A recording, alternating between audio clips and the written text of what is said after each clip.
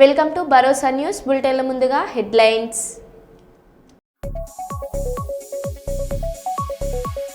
తెలంగాణలో అధ్వానంగా మారుతున్న గురుకుల పాఠశాలలు.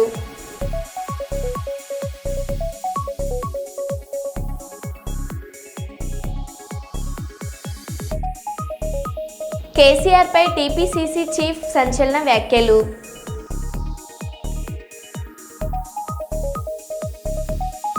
ఏపీలో కొత్త రోడ్లకు గడ్కరీ గ్రీన్ సిగ్నల్.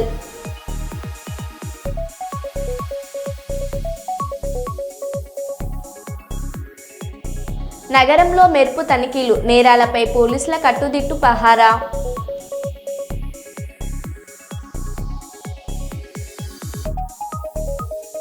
టీటీడీ సరుకుల నాణ్యతను పరీక్షించే మరో 2 యంత్రాలు ప్రయోగాత్మకంగా ప్రారంభం.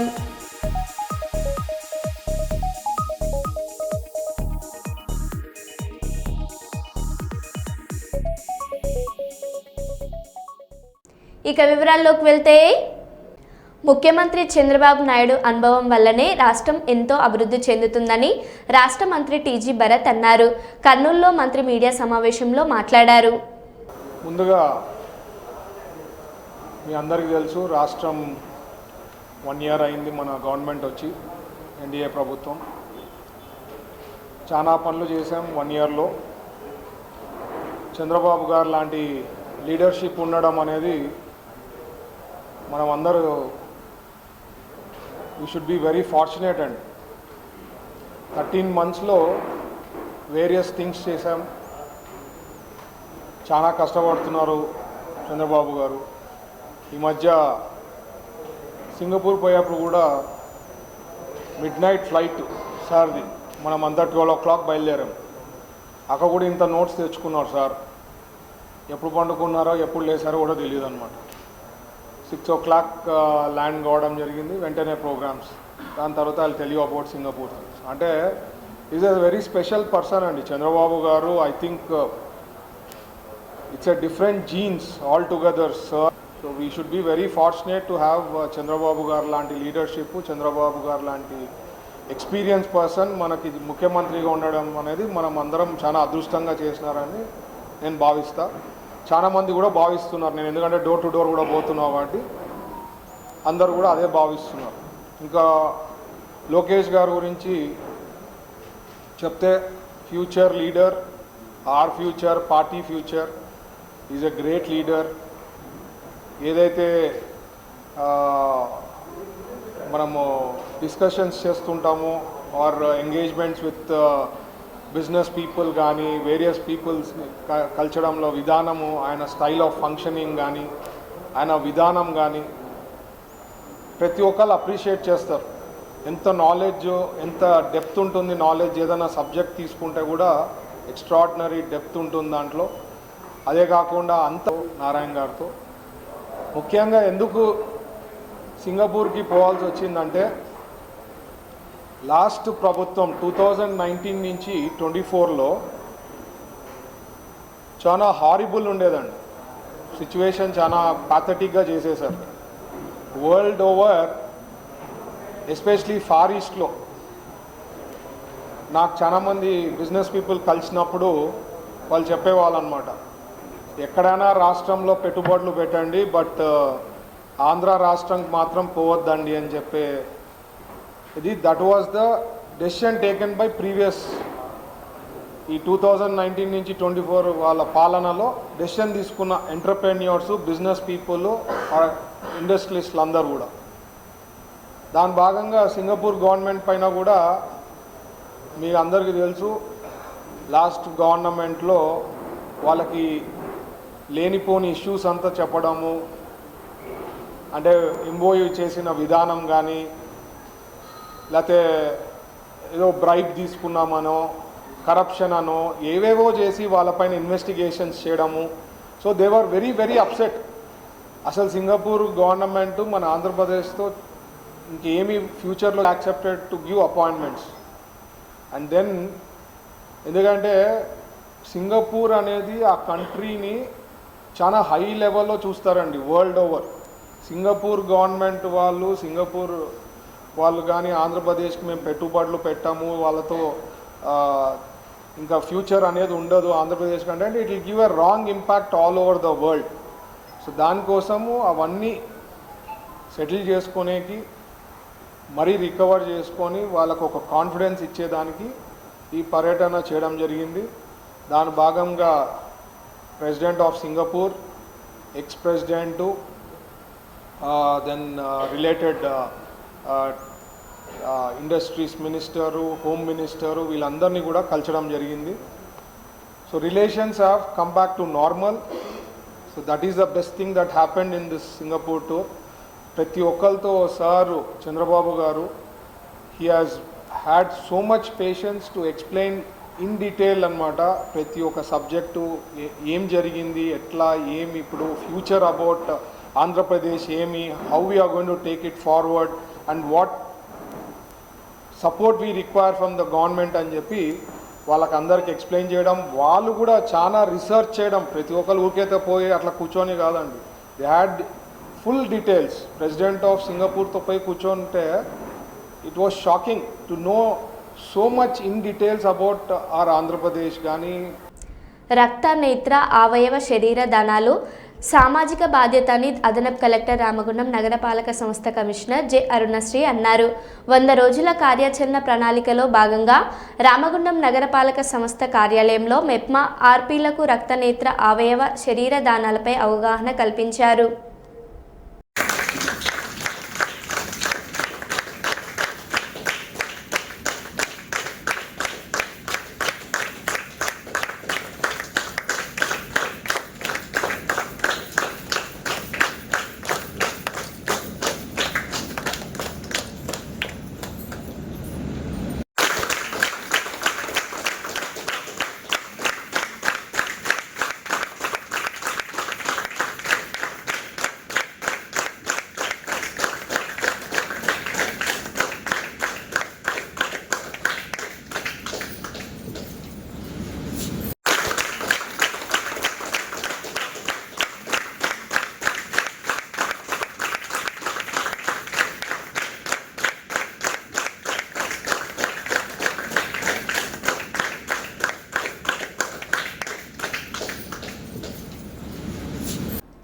హన్మకొండ జవహర్లాల్ నెహ్రూ స్టేడియంలో అథ్లెటిక్ ఫెడరేషన్ ఆఫ్ ఇండియా మరియు sports authority of Telangana, Telangana athletic association ఆధ్వర్యంలో జరిగిన 11వ తెలంగాణ అథ్లెటిక్ ఛాంపియన్షిప్ అండర్ 20లో ముఖ్య అతిథులుగా హాజరైన వరంగల్ పశ్చిమ నియోజకవర్గ శాసనసభ్యులు నాయన్ రాజేందర్ రెడ్డి, వర్ధనపేట నియోజకవర్గ శాసనసభ్యులు కెఆర్ నాగరాజు ఈ సందర్భంగా ఎమ్మెల్యేలు పరుగు పందెం, లాంగ్ జంప్, హై జంప్ క్రీడలను జెండా ఊపి ప్రారంభించారు. అనంతరం కార్యక్రమాన్ని ఉద్దేశించి ఎమ్మెల్యే మాట్లాడారు. Telangana state junior and senior athletic championship లో పాల్గొన్న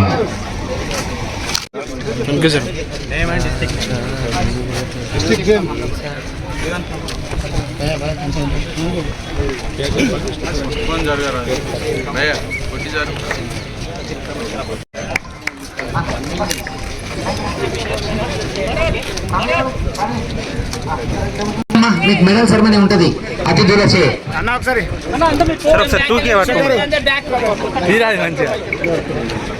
కొంచెం వెనక ఉండడం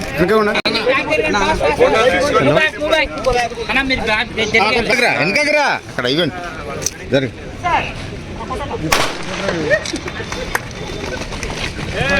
ఆపలి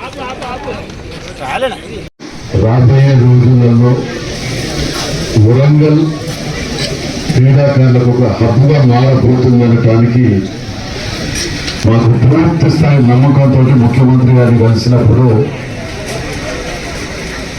మీకేం కావాలో చెప్పండి, మేము చేయడానికి సిద్ధంగా ఉన్నాం అని క్రికెట్ స్టేడియం కావాలి అనగానే ఒక నిమిషం కూడా వెనకాడకుండా క్రికెట్ స్టేడియం కానివ్వండి, స్కూల్ కానివ్వండి, స్కూల్ అయితే ఈ ఇయర్ అడ్మిషన్స్ మిస్ కావద్దనే ఉద్దేశంతో ఆగస్టు ఈ నెల 15కే ఓపెన్ చేయండి అని చెప్పి ఒక ప్రిన్సిపాల్ని 10 మంది స్టాఫ్ని అలర్ట్ చేయడానికి ఆదేశాలు ఇవ్వడం జరిగింది. అంటే నిజంగా కూడా ఈ ప్రభుత్వంలో అత్యధికంగా విద్య, వైద్యం, దాంతోపాటు ముఖ్యంగా స్పోర్ట్స్ మీద ముఖ్యమంత్రి గారు కూడా చాలా ఇష్టం వాళ్ళకి ఈ స్పోర్ట్స్ అంటే. దాంట్లో ఎక్కడ కూడా కాంప్రమైజ్ కాకుండా ముందుకు వెళ్ళడం అనేది నిజంగా మా అదృష్టంగా భావిస్తున్నాం. ఎందుకంటే మా పీరియడ్ లో ఇలా క్రికెట్ స్టేడియం వస్తుందంటే మాకు అంతకంటే కావాల్సింది ఏం లేదు జీవితంలో, నిజంగా చెప్పాలంటే. మరి వీటన్నింటిలో కూడా ఈ క్రీడలతోటి వచ్చే ఉపయోగాలన్నీ మనకు తెలిసిన విషయాలే. ముఖ్యంగా అన్నిటికంటే ఇంపార్టెంట్ ఎన్ని కోట్లు పెట్టినారా అనేటువంటి ఆరోగ్యం, ఉద్యోగం, క్రమశిక్షణ, వీటన్నిటితోటి కూడా ముడిపడి ఉన్నదే క్రీడలు. మరి ఇంతమంది ఈ విధంగా ఇలా ఈ స్టేడియం కలకల్లాడుతుందంటే రాబోయే రోజులలో రోజు ఇదే విధంగా ఉండే విధంగా ఏర్పాటు చేయడానికి మా సాయ శక్తుల ఇంకా 3.5 సంవత్సరాలు మా టర్మ్ లోపల ఎన్ని కావాలో అని ఏర్పాటు చేయడానికి మేము నిజంగా కూడా వీటి మీద ప్రత్యేక శ్రద్ధ వహిస్తున్నాం. భద్రాచలం మండలం విద్యారంగ సమస్యలు పరిష్కరించాలి. బహుజన విద్యార్థుల భవిష్యత్తును నాశనం చేస్తున్న ప్రభుత్వాల వైఖరి నశించాలి. Bahujan student federation of India Telangana రాష్ట్ర ప్రధాన కార్యదర్శి Dasari Rajasekhar, Bahujan student federation of India BSFI Kothagudem జిల్లా కమిటీ వారి ఆధ్వర్యంలో స్థానిక భద్రాచలం అంబేద్కర్ సెంటర్ నందు విద్యారంగ సమస్యలను రాష్ట్ర ప్రభుత్వం విస్మరించిందని, బహుజన విద్యార్థుల భావితరాల భవిష్యత్తును అంధకారంలో నెట్టివేస్తుందని, తక్షణమే విద్యార్థులకు రావాల్సిన స్కాలర్షిప్లు విడుదల చేయాలని, హాస్టల్ సమస్యలను పరిష్కరించాలని, గురుకులాలకు సొంత భవనాలను నిర్మించాలని నిరసన కార్యక్రమం నిర్వహించారు. స్టూడెంట్ ఫెడరేషన్ ఆఫ్ ఇండియా గత కొన్ని సంవత్సరాలుగా పోరాటం చేస్తా ఉందని తెలియజేస్తా ఉన్నాం. ఈ క్రమంలోనే మిత్రులారా, జిల్లా కమిటీకి సంబంధించి ఈరోజు నియోజకవర్గంలో ఉన్నటువంటి మండల అధ్యక్షులను, ఉపాధ్యక్షులను విద్యార్థి సంఘానికి నియమించుకోవడం జరిగింది. మరి ఈ సందర్భంగా వారికి అపాయింట్మెంట్ లెటర్స్ అందజేస్తూ విద్యారంగ సమస్యలపై అనునిత్యం పోరాడుతూ భావజాల వ్యాప్తికై కృషి చేయాలని నూతనంగా వచ్చినటువంటి మండల అధ్యక్షులను తుమ్మగూడెం, వాజేడు, చెర్ల, వెంకటాపురం, అదేవిధంగా భద్రాచలం టౌన్ మండల అధ్యక్షులను నియమించడం జరిగింది. విద్యార్థి నాయకులందరికీ కూడా ప్రత్యేకంగా విద్యారంగ సమస్యలపైన పోరాటం చేయాలని వారికి తెలియజేస్తూ వారికి ఈ బాధ్యతలు ఇవ్వడం జరుగుతుంది. మరి ఈ సందర్భంగా ఈ రాష్ట్ర ప్రభుత్వం ఎక్కడ వేసిన గొంగడి అక్కడే ఉన్నట్టుగా విద్యారంగ సమస్యలను పక్కన వదిలిపెట్టింది. 20% నిధులను విద్యారంగానికి కేటాయిస్తా అని చెప్పి మేనిఫెస్టో పెట్టి విద్యార్థులను మోసం చేసి, మరీ ముఖ్యంగా ఈ బహుజన కులాలకు సంబంధించి విద్యార్థులను, బహుజన సమాజాన్ని మోసం చేయడంలో ఈ యొక్క తెలంగాణ రాష్ట్ర ప్రభుత్వం, రేవంత్ రెడ్డి కాంగ్రెస్ ప్రభుత్వం విఫలమైందని తెలియజేస్తా ఉన్నాం. ఎందుకంటే మిత్రులారా, ఈరోజు గురుకులాల పరిస్థితి దయనీయంగా ఉంది, అధ్వానంగా ఉంది. ప్రభుత్వ బడుల విద్యను నిర్వీర్యం చేస్తున్నారు.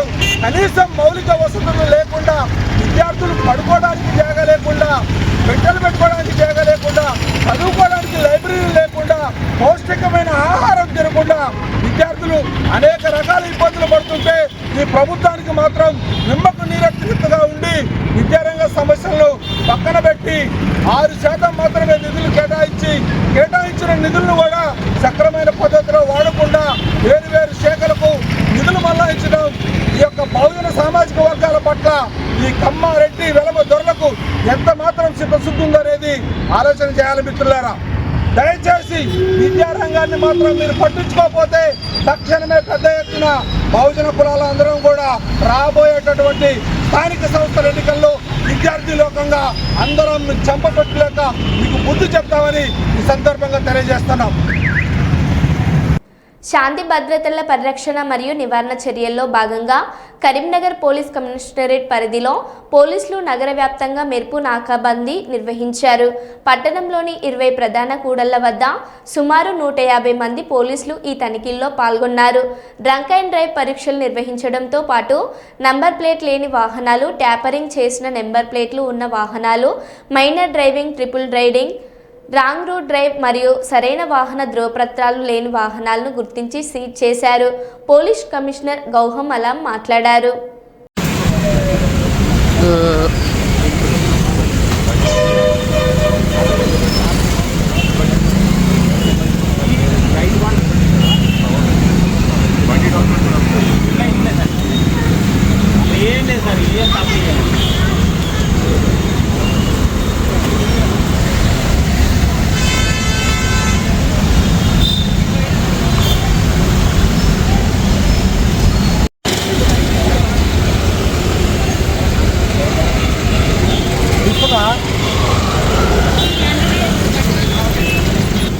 ఉన్నారు.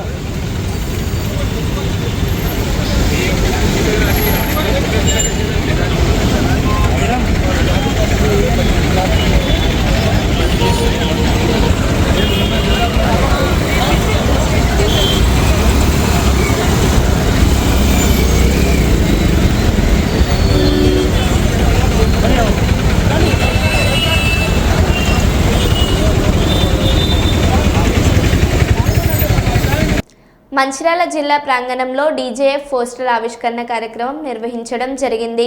ఈ సందర్భంగా మంచిర్యాల జిల్లా అధ్యక్షులు మేకనపల్లి బద్రి మాట్లాడారు. పెద్దపల్లి జిల్లాలో తలపెట్టిన డీజేఎఫ్ జాతీయ 5వ మహాసభ ఉద్దేశించి మంచిర్యాల జిల్లాలో ఉన్నటువంటి విలేకరి మిత్రులందరూ ఈ సమావేశానికి వచ్చి ఈ సమావేశాన్ని దిగ్విజయం చేయాలని మంచిర్యాల జిల్లా తరఫున కోరడం జరుగుతుంది. మంచిర్యాల జిల్లాలో పనిచేస్తున్నటువంటి యూట్యూబ్, అదేవిధంగా ఎలక్ట్రానిక్ మీడియా, ప్రింట్ మీడియాకు సంబంధించినటువంటి విలేకర సోదరులందరూ తప్పనిసరిగా మన కోసం, మన హక్కుల కోసం, మన ఐక్యత కోసం జరుగుతున్నటువంటి ఈ ఉద్యమాన్ని విధిగా గౌరవించి మన కోసం మన గొంతును చాటవలసిన అవసరం ఉంది. కావున మంచిర్యాల జిల్లాలో పనిచేస్తున్న విలేకరులందరూ తప్పనిసరిగా ఈ ప్రోగ్రాంకు వచ్చేసి మన హక్కులకై పోరాడవలసిందిగా మనవి చేస్తూ విన్నవించుకుంటున్నాం.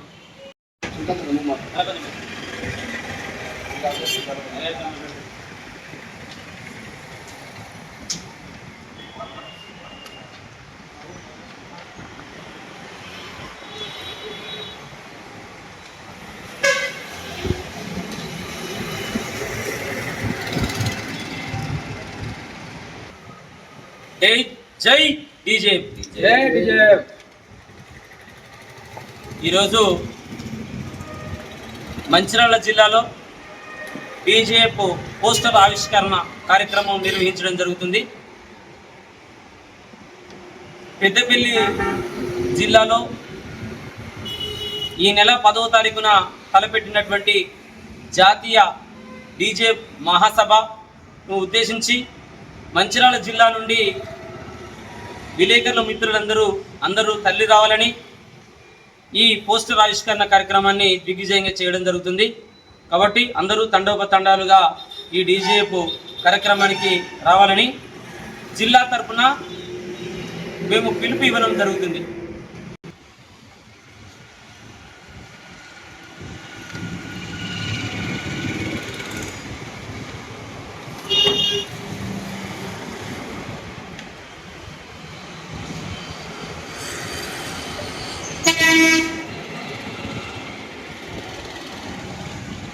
ఆగస్టు 10 తారీఖున పెద్దపల్లి జిల్లాలో జరిగే రాష్ట్ర 5వ మహాసభను డెమోక్రటిక్ జర్నలిస్ట్ ఫెడరేషన్కు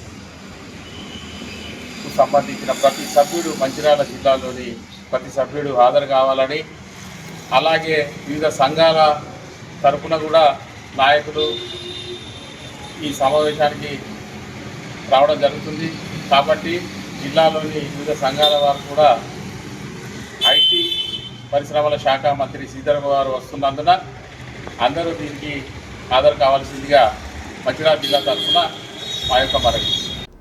సామర్లకోటలో దారుణం. కాకినాడ జిల్లా పెద్దాపురం నియోజకవర్గం సామర్లకోట పట్టణం స్థానిక సీతారామ కాలనీలో తల్లిని 2 పిల్లలను హత్య చేసిన గుర్తు తెలియని వ్యక్తులు. సమాచారం తెలుసుకున్న సామర్లకోట పట్టణ పోలీసులు హుటాహుటిన సంఘటన స్థలానికి చేరుకొని కేసు దర్యాప్తు చేస్తున్నారు. మృతులు పూలపర్తి మాధురి, నిస్సి, ప్రైజీ కుటుంబ సభ్యులు బోర్న విలపిస్తున్నారు.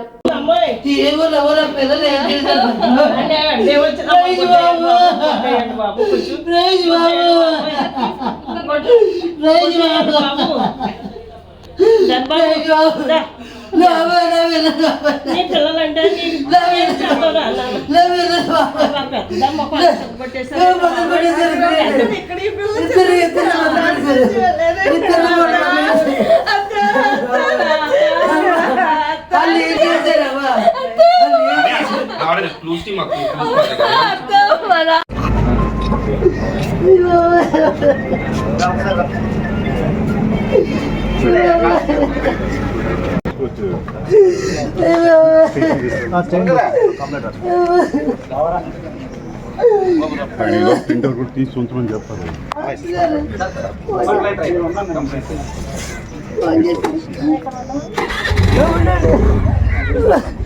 ఇప్పుడే ఫోన్ చేస్తాం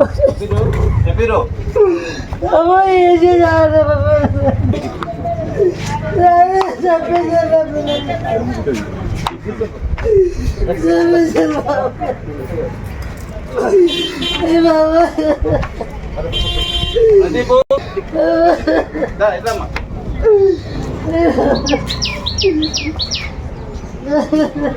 వస్తున్నారా?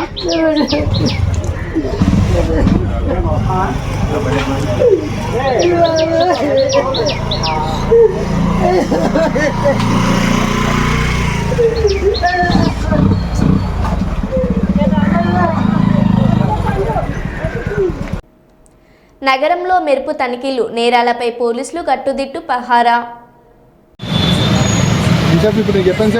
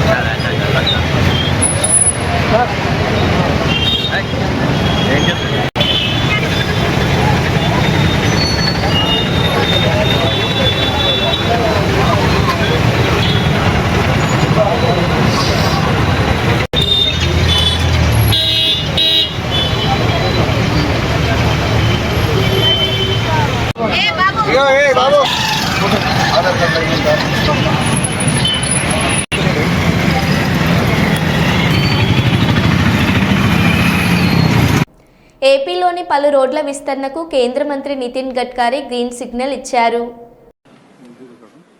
सीएम साहब ने कहा कि नए जो काम करने वाले उसकी आप अनाउंसमेंट कर दो, तो मैं वो अनाउंसमेंट कर रहा हूँ. एक तो पहला जो है, मैं आज जो है वो 6 लेनिंग विजयवाड़ा से मछलीपट्टनम 2600 करोड़, इसका तुरंत काम शुरू होगा. मछलीपट्टनम शहर का ट्रैफिक के जाम से निश्चित रूप से राहत मिलेगी. दूसरा, विनुकोंडा से गुंटूर 2 लेन है एग्जिस्टिंग, अब इसको हम बड़ा कर रहे हैं 2605 करोड़ का, ये भी मंजूर कर रहा है. इससे विनुकोंडा से गुंटूर का 2 घंटे से घटकर 1.5 घंटा रह जाएगा. कोटप कोंडा के शिव मंदिर और कोंडवे किले तक आसान पहुंच जाएंगे. 4 lane of Guntur नाराकुडूर 2000 crore 47 kilometre, इस साल इसका काम शुरू हो जाएगा. इसके साथ साथ अक्कीविट्टू से दिगमरू, ये काम 45 किलोमीटर का है, 2500 करोड़ का ग्रीनफील्ड प्रोजेक्ट है, नया रोड बना रहे, इसी साल इसका काम शुरू हो जाएगा. ये हमारे वर्मा जी का आग्रह था, उन्होंने मुझे दिया था. बाद में 4 लेनिंग पेडाना से लक्ष्मीपुरम 4200 करोड़, इसी साल 118 किलोमीटर, ये भी हम लोग तुरंत सैंक्शन करके इसी साल इसका काम शुरू करेंगे.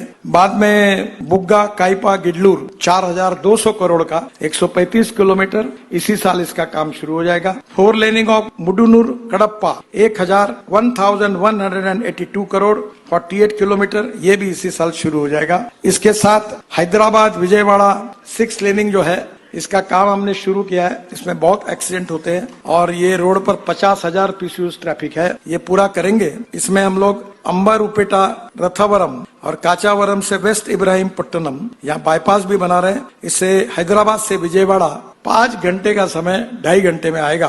पर इसके साथ साथ ये बहुत पीसीयूज है, आज मैं वहाँ मीटिंग में बताने के लिए भूल गया, पर मैंने अधिकारियों को आदेश दिया है कि हैदराबाद से विजयवाड़ा नया ग्रीन एक्सप्रेस हाईवे हम बनाएंगे और 2 घंटे में आपका होगा. विजयवाड़ा से हैदराबाद 2 घंटे में आप जाएंगे. उस ग्रीन एक्सप्रेस हाईवे का डीपीआर बनाने की भी सूचना मैंने डिपार्टमेंट को की है. बाकी और भी प्रोजेक्ट है. निश्चित रूप से आंध्र प्रदेश के विकास में जैसे मुख्यमंत्री मार्गदर्शन करते, आप सब लोग मांग करते हैं, मैं पॉजिटिवली प्रयास करूंगा. ఆంధ్రప్రదేశ్ మంత్రి నారా లోకేష్ బనకచెర్ల కోసం వరద నీరు తీసుకోపోతే ప్రాంతీయత్వం రెచ్చగొడుతున్నారని అంటున్నారు. నికర జలాలు, మిగులు జలాలు, వరద జలాల గురించి ముందు తెలుసుకోండి. తెలంగాణకు ఆనాడు ఉమ్మడి ఆంధ్రప్రదేశ్లోని నీటి లభ్యత దృష్ట్యా 968 టీఎంసీలు, తెలంగాణకు 531 టీఎంసీలు ఆంధ్రప్రదేశ్కి ఇచ్చిన తర్వాత ఆ నికర జలాల మీద మిగులు జలాలు తీసుకున్న తర్వాత వరద జలాల గురించి ఆలోచించాలి. వరద జలాల లభ్యత పైన ప్రాజెక్టులు నీటి వినియోగం పూర్తి అయిన తర్వాత వరద జలాలు లెక్కలోకి వస్తాయి. అది తెలియకుండా ప్రజలను మభ్యపెట్టి ఆంధ్రప్రదేశ్ ప్రజలను మోసం చేసే విధంగా ప్రయత్నం జరుగుతున్న పరిస్థితి. 531 టీఎంసీ ఆంధ్రప్రదేశ్కి ఇచ్చిన తర్వాత ఆ నికర జలాల మీదుగా మిగులు జలాలతో తీసుకున్న తర్వాత వరద జలాల గురించి ఆలోచించాలి. వరద జలాల లభ్యత ఈ ప్రాజెక్టులన్నీ పైన ఉండబడేటువంటి ప్రాజెక్టులు ఆ నీటి వినియోగం పూర్తి అయిన తర్వాత వరద జలాల లెక్కకు వస్తుంది. అది తెలియకుండా ప్రజలను మభ్యపెట్టి ఆంధ్రప్రదేశ్ ప్రజలను మోసం చేసే విధంగా ప్రయత్నం జరుగుతున్నటువంటి పరిస్థితి ఇది. తెలంగాణ ప్రజలకు సంబంధించిన హక్కు ఆనాడు ట్రిబ్యునల్స్, కేంద్ర ప్రభుత్వాలు నిర్ణయం చేసిన ప్రకారంగా మా నీటిని ఒక చుక్క కూడా వదిలిపెట్టుకోలేం. గతంలో ప్రభుత్వం ఏదైనా పొరపాటు చేస్తుంటే మీరు ఒక పద్ధతి ప్రకారంగా ఉండాల్సినటువంటి సీనియర్ నాయకుడు చంద్రబాబు నాయుడు గారు, వారి పట్ల అందరికీ గౌరవం ఉంది. కానీ ఈ దిశలో నీటికి సంబంధించిన అంశంపై ఇరు రాష్ట్రాలు ఘర్షణ వాతావరణం తెచ్చుకోవడం మంచిది కాదు. మా ప్రాజెక్టులు ఏదైతే గోదావరి మీ ప్రాజెక్టు పైన ఉన్నటువంటి పైన నీళ్లకు సంబంధించిన మా లభ్యత, నికర జలాల లభ్యత, మిగులు జలాల లభ్యత ఉపయోగించుకున్న తర్వాత వరద జలాలు సముద్రంలో కలవాలని ఎవరం కోరుకోం. సముద్రంలో కలిసే నీళ్లు మీరు వాడుకుంటే మాకు అభ్యంతరం లేదు.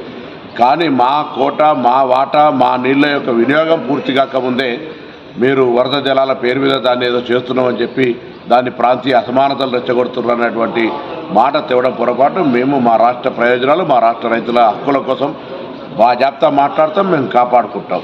మీ రాష్ట్ర ప్రయోజనాల కోసం కాపాడుకోడు కానీ రాష్ట్ర ప్రజలను మోసం చేసే విధంగా తప్పుడు సమాచారం ఇవ్వదని కోరుతాము. మరో బులెటిన్లో మళ్ళీ కలుద్దాం. Stay tune.